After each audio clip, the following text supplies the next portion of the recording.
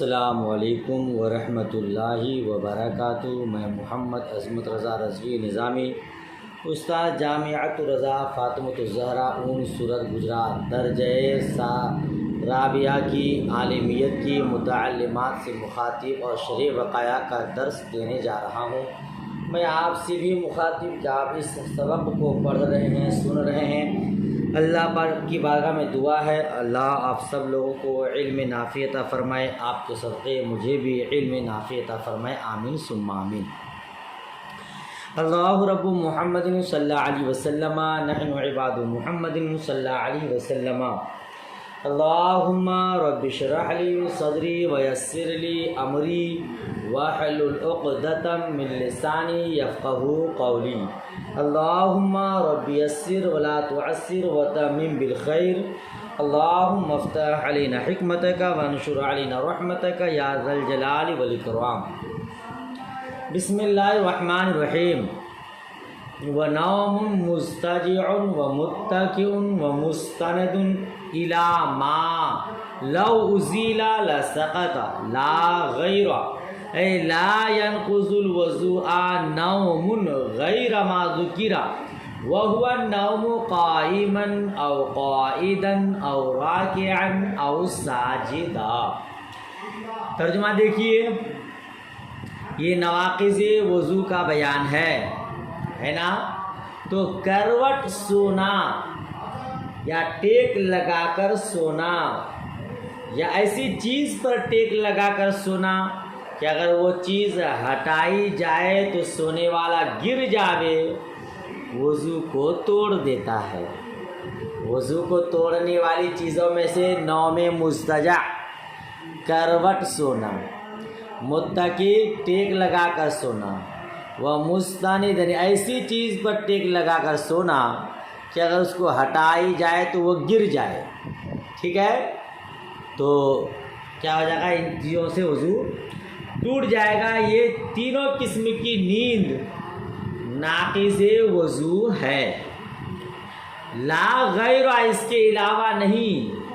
اے لا ينقض الوضوء نوم غیر ما ذکر، یعنی مذکورہ نیند کے علاوہ دوسری نیند وضو کو توڑنے والی نہیں ہے، ٹھیک ہے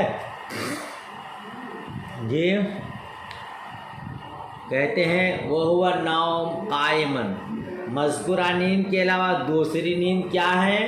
وَهُوَ النَّوْمُ قَائِمًا، کھڑے کھڑے سونا، او قاعداً، یا بیٹھے بیٹھے سونا، او راکعاً، یا حالت رکوع میں سونا، او ساجداً، یا حالت سجود میں، سجدے میں سونا۔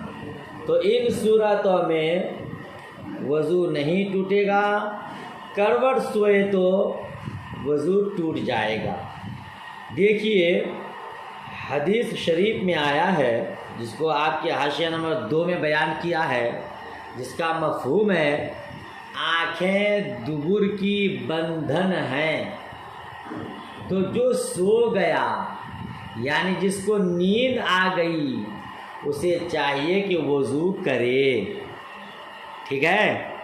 یہ حدیث کا مفہوم ہے، جس کو ابو داؤد اور احمد نے روایت کیا ہے۔ دوسری حدیث ہے جس کا مفہوم ہے دبر کی بندھن آنکھ ہے، تو جب آنکھ سو جائے تو بندھن کھل جاتی ہے۔ اس متعلق اور بھی بہت سی احادیث ہیں، ٹھیک ہے نا؟ تو کیا مطلب ہوا اس کا؟ جو شخص چت لیٹ کر یا کروٹ لیٹ کر سو جائے، اس کا وضو ٹوٹ جاتا ہے۔ کیوں؟ اس لیے کہ جب وہ سو گیا تو اس کے مفاصل ڈھیلے پڑ گئے، اس کے جوڑے ڈھیلے پڑ گئے، اور جس نیند میں اعضاء ڈھیلے پڑ جاتے ہیں وہ ناقض وضو ہے۔ دیکھیے، بذات خود نیند، نفس نوم ناقض وضو نہیں ہے، بلکہ یہ نیند استرخائے مفاصل کا سبب ہے، مفاصل کے ڈھیلے پڑ جانے کا سبب ہے۔ اور چونکہ ان حالات اور ان صورتوں میں سونے سے اندیشہ ہے کہ جوڑے ڈھیلے پڑ گئے ہوں اور ہوا خارج ہو گئی ہو، اسی لیے اس کو ناقض وضو قرار دیا ہے۔ لیکن کوئی کھڑے کھڑے سوئے یا بیٹھے بیٹھے یا رکوع کی حالت میں یا سجود کی حالت میں تو یہ ناقض وضو نہیں ہے، کیونکہ ان صورتوں میں استرخائے مفاصل کا اندیشہ نہیں ہے، مفاصل کے ڈھیلے پڑنے کا اندیشہ نہیں ہے۔ لیکن یاد رہے، اگر کوئی سجدہ میں سوتے ہوئے لیٹ گیا یا پہلو زمین سے لگ گیا تو سمجھ لو کہ اس کے مفاصل ڈھیلے پڑ گئے۔ قیام، رکوع، سجود میں سونا، اگر وہ حالت قیام ہی میں ہے، حالت قعود ہی میں ہے، رکوع اور سجود میں ہے، تو اس کا مطلب یہ ہوا کہ وہ مکمل نیند میں نہیں ہے۔ اگر نیند میں ہوتا تو وہ گر جاتا ہے نا۔ لہذا اگر کوئی سجدہ میں سوتے ہوئے لیٹ گیا یا پہلو زمین سے لگ گیا تو پھر سمجھ لینا چاہیے کہ مفاصل ڈھیلے پڑ گئے اور وضو ٹوٹ گیا، ٹھیک ہے۔ اور عورتوں کے متعلق، آپ محترمات کے متعلق تو میرا ذاتی نظریہ یہ ہے کہ سجدے کی حالت میں اگر سو جائیں تو وضو ٹوٹ ہی جائے گا، کیونکہ آپ کے سجدے کا طریقہ الگ ہے نا۔ تو سجدے میں پہلو وغیرہ زمین سے لگا لیتی ہیں، یا اس حالت میں اگر کسی کو نیند آ جاتی ہے تو ان کے مفاصل ڈھیلے پڑ جانے کا قوی اندیشہ ہے۔ لہذا محترمات اگر حالت سجود میں سو جائیں تو ان کو وضو کرنا چاہیے، ٹھیک ہے نا۔ لیکن مرد حضرات، کیونکہ ان کے سجدے کی صورت کچھ الگ ہے، جب تک وہ باقاعدہ لیٹ نہ جائے، ان کے پہلو زمین سے لگ نہ جائے، تب تک ناقض وضو نہیں ہے، ٹھیک ہے۔ مگر ہمارے اصحاب کا اس بارے میں اختلاف ہے، 5 اقوال ہیں ان نیندوں کے بارے میں، ٹھیک ہے۔ پہلا قول یہ کہ یہ نیند مطلقاً ناقض وضو نہیں، یہ ظاہر مذہب ہے۔ دوسرا قول یہ کہ نماز میں جان بوجھ کر سویا تو ناقض ہے ورنہ نہیں، یہ حضرت امام ابو یوسف رحمۃ اللہ تعالیٰ علیہ کے نزدیک ہے۔ اور تیسرا قول نماز سے باہر یہ ناقض وضو ہے، نماز میں نہیں، یہ صاحب منیا کا مذہب مختار ہے۔ اور چوتھا مذہب ہے کہ مسنون صورت میں حیات مسنونہ باقی رہے تو یہ حدث نہیں ہے، ٹھیک ہے، خواہ نماز کے اندر ہو یا نماز کے باہر۔ یہ حضرت شرن بلالی رحمۃ اللہ تعالیٰ علیہ کا مذہب مختار ہے۔ اور 5واں مذہب ہے کہ نماز میں مطلقاً حدث نہیں، البتہ نماز سے باہر حیات مسنونہ ہے تو ناقض نہیں ورنہ ناقض وضو ہے۔ سمجھ شریف میں بات آئی؟ چلیے آگے بڑھیے۔ والاغماء والجنون على أي هيئة كان ويدخل في الإغماء السكر وحده هنا أن يدخل في مشيته تحرك وهو الصحيح، وكذا في اليمين حتى لو حلف أنه سكران يعتبر هذا الحد۔ جی ترجمہ دیکھیے۔ اور اغماء اور جنون، اغماء کا معنی بے ہوشی، اور جنون، یہ دونوں جس طرح کے بھی ہوں، علی ای حیاتن کانا، یہ دونوں جس طرح بھی ہو، بہرحال ان سے وضو ٹوٹ جاتا ہے۔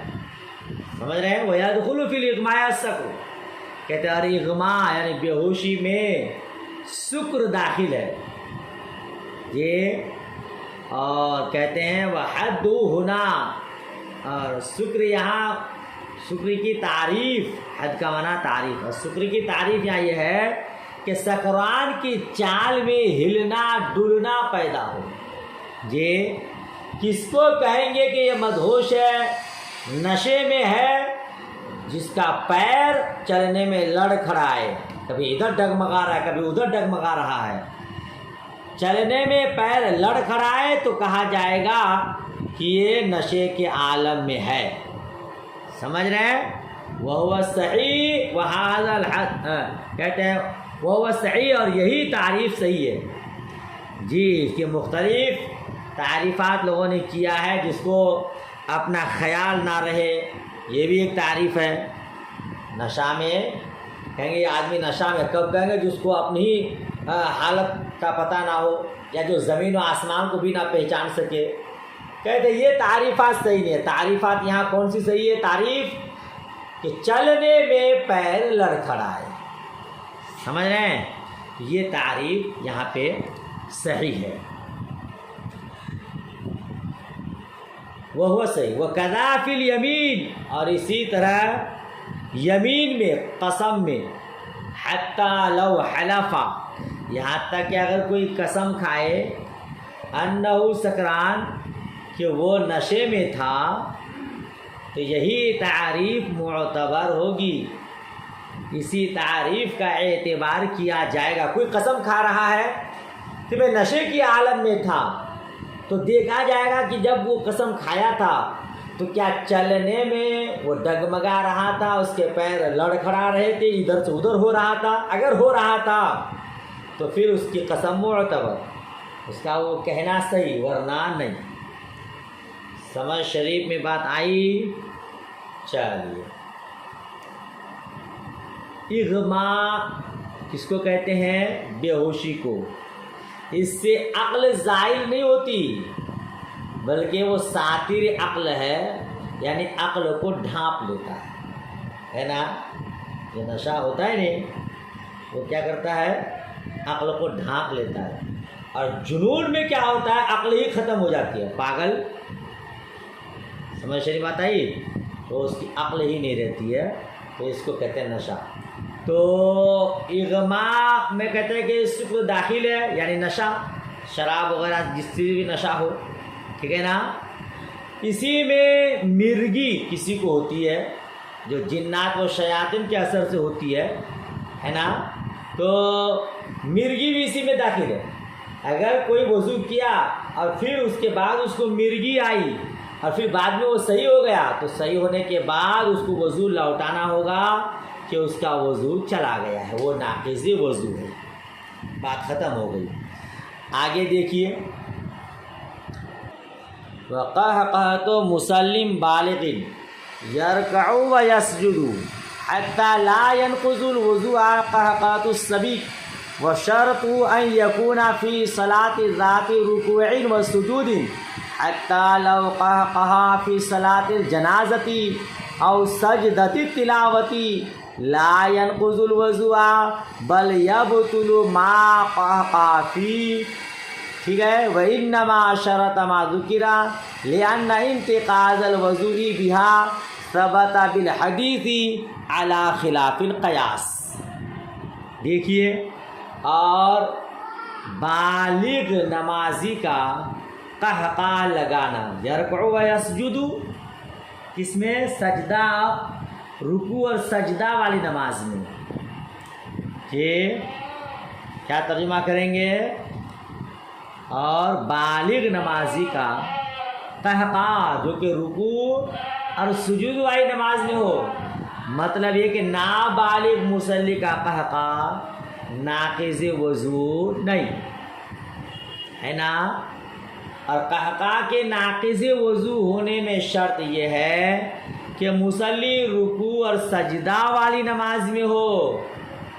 یہاں تک کہ اگر نماز جنازہ یا سجدہ تلاوت میں قہقہ لگایا تو وضو نہیں ٹوٹے گا، بلکہ جس چیز پر قہقہ کیا، جس میں قہقہ کیا، وہی باطل ہو جائے گی۔ سمجھ شریف میں بات آئی؟ یہ نماز قہقہ جو ناقض وضو ہے، یہ کس میں؟ جب بالغ نمازی قہقہ لگائے، اور کس نماز میں؟ رکوع اور سجود والی نماز میں۔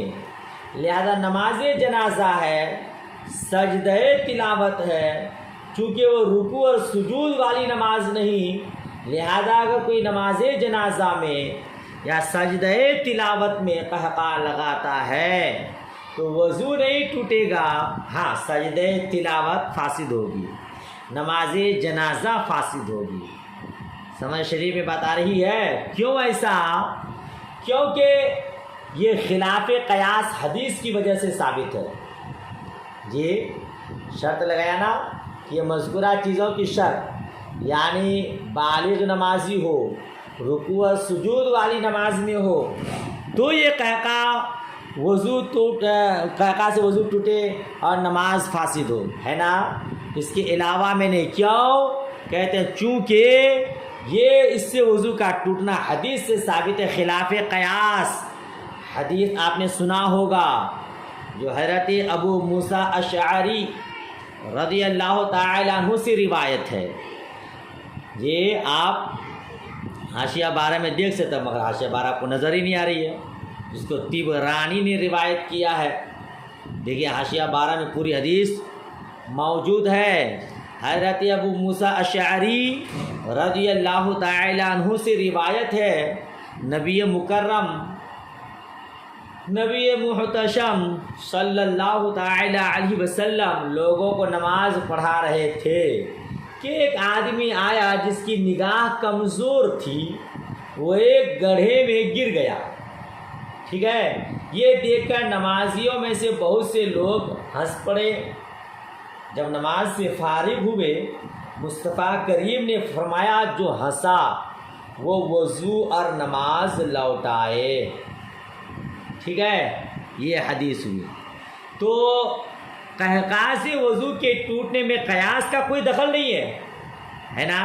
کیونکہ اس سے نجاست کا خروج تو ہوا نہیں، لہذا اس سے وضو نہیں ٹوٹنا چاہیے۔ مگر جب مصطفیٰ کریم کی حدیث مبارک آ گئی تو اب وہاں قیاس کا دخل نہیں ہے، عقلی گھوڑا نہیں دوڑائیے، بلکہ حضور نے جو فرما دیا اس پر عمل کیجیے۔ سمجھ شریف میں بات آ رہی ہے؟ تو قاعدہ ہے جو مسئلہ خلاف قیاس حدیث سے ثابت ہو وہ حدیث کے مورد پر ہی رہتا ہے، یعنی جس متعلق حدیث وارد ہے، حدیث شریف آئی ہے، اتنے ہی میں وہ مسئلہ محدود ہوگا، آگے نہیں بڑھے گا۔ تو چونکہ یہ رکوع اور سجود والی نماز کا مسئلہ تھا اور بالغ لوگ نماز پڑھ رہے تھے، ان لوگوں نے ہنسا تھا، مصطفیٰ کریم نے ان کو نماز لوٹانے اور وضو لوٹانے کا حکم دیا تھا، لہذا رکوع اور سجود والی نماز میں بالغ نمازی ہنسے، قہقہ لگائے تو ناقض وضو اور نماز ہے، ورنہ نہیں، ٹھیک ہے؟ اسی لیے بچہ اگر ہنس دے، نابالغ بچہ، تو اس کا وضو نہیں ٹوٹے گا، ٹھیک ہے نا؟ لیکن سجدہ تلاوت اور نماز جنازہ میں اگر کوئی ہنس دیتا ہے تو وضو تو خیر نہیں ٹوٹے گا، لیکن سجدہ تلاوت پھر سے کرنی ہوگی، نماز جنازہ پھر سے پڑھنا ہوگا، ٹھیک ہے؟ اسی کو بیان کر رہے ہیں کہ وَإِنَّمَا شُرِطَ مَا ذُكِرَ لِأَنَّ انتقاض الوضوء بها ثبت بالحدیث علی خلاف القیاس۔ مذکورہ چیزوں کی شرط لگائی گئی کیونکہ اس سے قہقہ سے وضو کا ٹوٹنا حدیث سے ثابت ہے، خلاف قیاس، ٹھیک ہے؟ تو آگے دیکھیے پھر کیا کہتے ہیں، فَيَقْتَصِرُ عَلَى مَوْرِدِهِ یا فَيُقْتَصَرُ عَلَى مَوْرِدِهِ، تو مورد حدیث پر اقتصار کیا جائے گا، ٹھیک؟ ثم القہقہ انما تنقض الوضوء اذا کان یقظان، کہتے ہیں پھر قہقہ سے وضو کا توڑنا، یعنی کہ پھر قہقہ وضو کو توڑے گا جبکہ حالت بیداری میں ہو، نمازی حالت بیداری میں ہو تو وضو کو توڑے گا، حتی لو نام فی الصلاۃ علی ای حیۃ فقہقہتہ لا ینقض الوضوء، یہاں تک کہ اگر نمازی نماز میں سو جائے کسی بھی حالت میں، چاہے وہ رکوع کی حالت میں یا سجود کی حالت میں یا بیٹھے بیٹھے، تو اس میں وضو کیا ہوگا؟ فقہقہتہ لا ینقض الوضوء، تو اس کا قہقہ لگانا وضو کو نہیں توڑے گا۔ سمجھ شریف میں بات آئی؟ یہ حالت بیداری میں قہقہ لگائے تب وضو کو توڑے گا، ورنہ نہیں۔ ٹھیک ہے، کیونکہ قہقہ سے وضو کا توڑنا یہ زجرن وارد ہوا۔ حضور نے، چونکہ ان لوگوں نے ہنسا تھا، اسی لیے حضور نے زجر کے طور پر ان لوگوں کو کہا کہ تم وضو بھی لوٹاؤ اور نماز بھی لوٹاؤ، ہے نا۔ اب اگر آدمی سو گیا ہے تو وہ تو نیند جو ہے آدھی موت ہے، اس حالت میں اگر کوئی قہقہ لگاتا ہے تو کیا ہوگا؟ وضو نہیں ٹوٹے گا، چونکہ سونے والے زجر کا اہل نہیں ہے۔ اس میں امام کرخی رحمۃ اللہ تعالی علیہ کا اختلاف ہے، ان کے نزدیک سونے والے کا قہقہ بھی ناقض وضو ہے، ٹھیک ہے، لیکن ضحک سے بالاتفاق وضو نہیں ٹوٹتا۔ یاد رکھیے گا، ایک ہے قہقہ اور ایک ہے ضحک اور ایک ہے تبسم۔ قہقہ کھلکھلا کے ہنسنا، اتنی زور سے ہنسے کہ خود بھی سنے اڑوس پڑوس بھی سن لے، اس کو کہتے ہیں قہقہ۔ اور ضحک اتنی زور سے ہنسے کہ خود سنے کوئی دوسرا نہ سنے۔ اور تبسم مسکرانا، ہونٹ کھسکا دانت چمکا، مسکرانا۔ تو قہقہ سے وضو ٹوٹتا ہے، ناقض وضو ہے۔ ضحک بالاتفاق ناقض وضو نہیں، ٹھیک ہے، لیکن نماز میں اگر کوئی ہنس دیا تو نماز ٹوٹے گی، فاسد ہوگی، پھر سے پڑھنی ہوگی۔ اور تبسم جس کو مسکرانا کہتے ہیں، نہ تو وہ ناقض وضو ہے نہ ناقض نماز۔ سمجھ شریف میں بات آ گئی؟ چلیے آگے بڑھیے۔ کہتے ہیں کہ وعند الشافعی اذا كان حتى لو نام في الصلاة على أي هيئة فقهقة لا ينقض الوضوء۔ یہاں تک ہو گیا نا؟ وعند الشافعی رحمۃ اللہ تعالی علیہ لا ينقض الوضوء بالقهقة، لا ينقض الوضوء بالقهقة وحدها أن تكون مسموعة له ولجيرانه۔ اچھا، تعریف آگے خود ہے۔ وعند الشافعی لا ينقض الوضوء بالقهقة، اور امام شافعی رحمۃ اللہ تعالی علیہ کے نزدیک ناقض وضو نہیں ہے، وضو نہیں ٹوٹے گا قہقہ سے، ٹھیک ہے۔ امام شافعی رحمۃ اللہ پہلے ہی پڑھ چکے ہیں کہ سبیلین کے علاوے سے نکلنے والی چیز ان کے نزدیک ناقض وضو نہیں ہے۔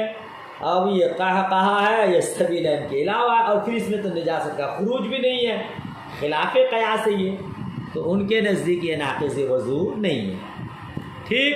وحدها، اور قہقہ کی تعریف ان تکون مسموعۃ له ولجیرانہ، یعنی جس کو خود سنے اور اس کا پڑوسی سن لے۔ وضحک ان یکون مسموعا له لا لجیرانہ، اور ضحک اچھا جیران، یہ قہقہ کا حکم ہے، وہا تبطل الصلاۃ والوضوء جميعا، یہ نماز اور وضو دونوں کو توڑ دیتا ہے۔ اور ضحک جس کو خود سنے، نمازی خود سنے، لالی جیرانی، اس کا پڑوسی نہ سنے، اس کا آزو بازو والا نہ سنے، وہ یبطل الصلاۃ، اور ضحک کا حکم کیا؟ وہ نماز کو باطل کرتا ہے، لل وضو، وضو کو نہیں۔ والتبسم الا یکون مسموعا اصلا، اور تبسم جو بالکل سنائی نہ دے، وہو لا یبطل شیئا، اور وہ کسی چیز کو باطل نہیں کرتا ہے، ٹھیک ہے۔ چلیے آگے بڑھیے، بیان ختم کیجئے۔ والمباشرۃ الفاحشۃ الا عند محمد، اور مباشرت فاحشہ مگر امام محمد رحمۃ اللہ تعالیٰ علیہ کے نزدیک، یہ نواقض وضو کا بیان چل رہا ہے، تو مباشرت فاحشہ بھی ناقض وضو ہے، ٹھیک ہے نا۔ اب اس کی تعریف نیچے آئے گی، ابھی مباشرت فاحشہ کسے کہتے ہیں۔ مگر امام محمد رحمۃ اللہ تعالیٰ علیہ کے نزدیک، یعنی مباشرت فاحشہ ناقض وضو تو ہے، مگر امام محمد رحمۃ اللہ تعالیٰ علیہ کے نزدیک ناقض وضو نہیں ہے، ٹھیک ہے، مگر اس میں تھوڑی سی تفصیل ہے، چلیے پہلے سن ہی لیجیے۔ مباشرت فاحشہ شیخین کے نزدیک یہ ناقض وضو ہے، ٹھیک ہے نا، اور یہی صحیح ہے۔ مگر امام محمد رحمۃ اللہ علیہ فرماتے ہیں جب تک مزی وغیرہ خارج نہ ہو یہ ناقض وضو نہیں ہے۔ اور ہمارے یہاں خروج مزی شرط نہیں ہے، ٹھیک ہے نا۔ آگے دیکھیے، وہی ان یماس بدنہ بدن المرأة مجردین وانتشر آلتہ وتماس الفرجان، یہ ہے مباشرت فاحشہ کی تعریف۔ مباشرت فاحشہ یہ کہ مرد کا بدن عورت کے بدن سے لگ جائے اس طرح پر کہ دونوں کے درمیان کپڑا حائل نہ ہو، ٹھیک ہے، حالت برہنہ میں ہو، اور مرد کا اعلی تناسل منتشر ہو، ٹھیک ہے، اور ذکر اور فرج ایک دوسرے سے لگ جائے۔ اس کی یہ ترجمہ ہوا اس کا آپ اب مسئلہ قانون شریعت بہار شریعت وغیرہ میں بھی ملاحظہ کر سکتے ہیں، وہاں اچھے سے ملاحظہ کر لیجئے گا۔ اس کو مباشرت فاحشہ کہتے ہیں، چاہے محترمہ کے پاس آپس میں ہو یا محترم آپس میں ہو، بہر صورت شیخین کے نزدیک وضو ٹوٹ جاتا ہے۔ امام محمد رحمۃ اللہ تعالیٰ علیہ کے نزدیک جب تک مزید خارج نہ ہو تب تک وضو نہیں ٹوٹتا ہے، ٹھیک ہے۔ آگے بڑھیے، اس کو قانون شریعت وغیرہ میں دیکھ لیجئے گا اچھے سے۔ لا دودۃ خرجت من جرح، کیڑا کا نکلنا، لا دودۃ خرجت من جرح یعنی زخم سے جو کیڑا نکلے وہ ناقض وضو نہیں ہے۔ کیا ہے؟ وہ ناقض وضو نہیں ہے جو زخم سے نکلے۔ کیوں؟ آگے دیکھیں، لِأَنَّا طَاهِرَةٌ، کیونکہ وہ پاک ہے، وَمَا عَلَيْهَا مِنَ النِّجَاسَةِ قَلِيلَةٌ، اور اس پر جو نجاست ہے وہ بہت کم ہے۔ ارے بھائی، زخم سے کیڑا نکلا تو کہتے ہیں کیڑا چونکہ پاک ہے، مگر زخم سے نکلا تو اس میں خون پیپ وغیرہ لگا ہوگا تو کہتے ہیں بہت معمولی لگا ہوگا، قلیل ہے اور اس کا اعتبار نہیں ہے، لہذا وہ ناقض وضو نہیں ہے۔ عبارت دیکھ رہے ہیں آپ؟ اچھا، تو فَأَمَّا الْخَارِجُ مِنَ الدُّبُرِ فَتَنْقُضُ، کہتے ہیں وہ کیڑا، لیکن کیڑا جو دبر سے نکلے فتنقض تو ناقض وضو ہے۔ کیوں؟ لِأَنَّ خُرُوجَ الْقَلِيلِ مِنْهُ نَاقِضٌ، کیونکہ دبر سے قلیل خارج ہونا، دبر سے معمولی نجاست کا خروج ناقض وضو ہے۔ وَمِنَ الْأَحْلِيلِ لَا، اور احلیل سے نکلے، احلیل کا معنی نیچے دیکھیے بین السطور، ایل خارج من الذکر، ہے نا، پیشاب کے راستہ کو احلیل کہتے ہیں مرد کے۔ تو ذکر شریف کے اگر کیا کہتے ہیں کہ کیڑا نکلے تو وہ ناقض وضو نہیں ہے، ٹھیک ہے۔ لِأَنَّا خَارِجَةٌ مِّن جُرْحٍ، کیونکہ وہ زخم سے نکلا ہے۔ اگر محترم کے ذکر شریف سے کیڑا نکلتا ہے تو مانا جائے گا کہ اندر زخم ہوا ہے، اس زخم سے وہ نکلا ہے، اور زخم آپ پہلے ہی پڑھ دیے کہ معمولی نجاست ہوگی اور اس کا اعتبار نہیں ہے، لہذا وہ ناقض وضو نہیں ہے۔ وَمِن قبول المرأة فی اختلاف المشاہد، اور عورت کے قبول سے، عورت کے شرمگاہ سے کیڑا نکلے تو اس میں مشائخ کرام کا اختلاف ہے۔ اس کو آپ اس سے پہلے بھی پڑھ چکے ہیں۔ قبول سے ہوا کا خروج ناقض وضو ہے کہ نہیں، مشائخ کرام کا اختلاف، اور اسی اختلاف پر یہ بھی منحصر ہے، ٹھیک۔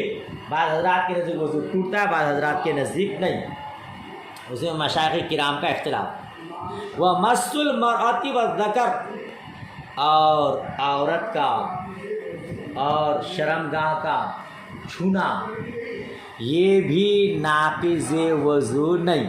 یہ اس کا عطف لا دودۃ خرجت من جرح پر ہے کہ جس طرح زخم سے کیڑا نکلے وہ ناقض وضو نہیں، اسی طرح عورت کو اور ذکر شریف کو چھونے سے بھی ناقض وضو نہیں، وضو نہیں ٹوٹتا ہے، بھلے بغیر کپڑا کے حائل ہو، کپڑا نہ ہو اور چھولے تب بھی ناقض وضو نہیں ہے۔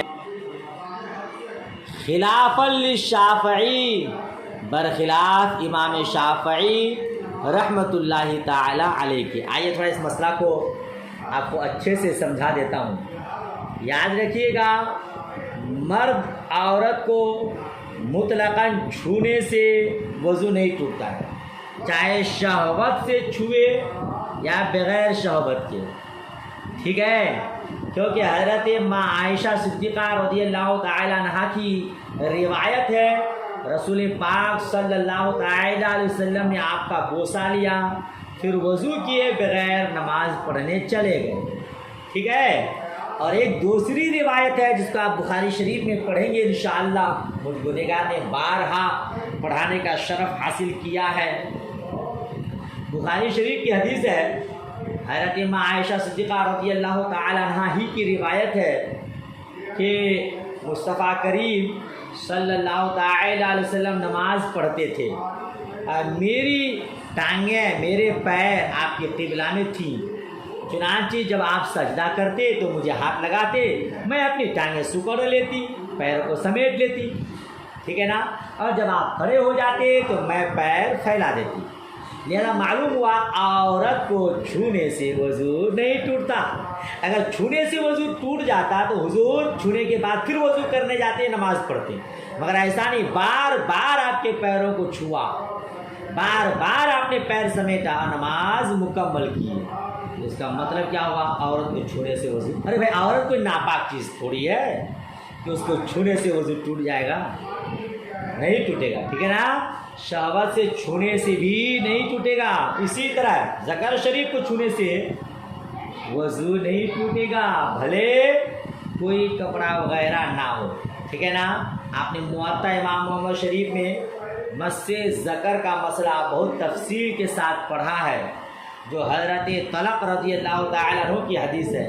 انہوں نے رسول پاک صلی اللہ تعالی علیہ وسلم سے دریافت کیا، کیا کوئی اپنے ذکر کو چھوئے تو اس پر وضو لازم ہے؟ مصطفیٰ کریم نے فرمایا، وہ تمہارے بدن کا ایک ٹکڑا ہی تو ہے. پڑھے نا آپ لوگوں نے. لہذا معلوم ہوا کہ مس ذکر سے بھی وضو نہیں ٹوٹتا. اس میں امام شافعی رحمۃ اللہ تعالی علیہ کا اختلاف ہے. ان کا مسلک یہ ہے کہ اگر کپڑا وغیرہ حائل نہ ہو اور ذکر چھوئے تو اس سے وضو ٹوٹ جاتا ہے، خاص شہوت ہو یا نہ ہو. ٹھیک ہے، اور امام مالک رحمۃ اللہ تعالیٰ علیہ کے نزدیک بھی مس ذکر ناقص وضو ہے. ہاں، مگر امام مالک رحمۃ اللہ تعالیٰ علیہ کی یہ شرط ہے کہ شہوت کے ساتھ چھوئے تو وضو ٹوٹے گا، بغیر شہوت کے چھونے سے وضو نہیں ٹوٹے گا. ٹھیک ہے، چلیے سبق ختم، مکمل ہوا. اس کو اچھے سے یاد کر لیجئے گا. اس بھلائی ہے، روزانہ اپنا سبق یاد کیا کیجئے، تھوڑی محنت کیجئے. گیا وقت پھر ہاتھ آتا نہیں. سند لینے کے بعد پھر پڑھنے کا موقع ملے یا نہ ملے، موقع غنیمت سمجھ کر مکمل فائدہ اٹھانے کی کوشش. اللہ پاک توفیق رفیق عطا فرمائے. آمین ثم آمین. اللہ حافظ. خدا حافظ.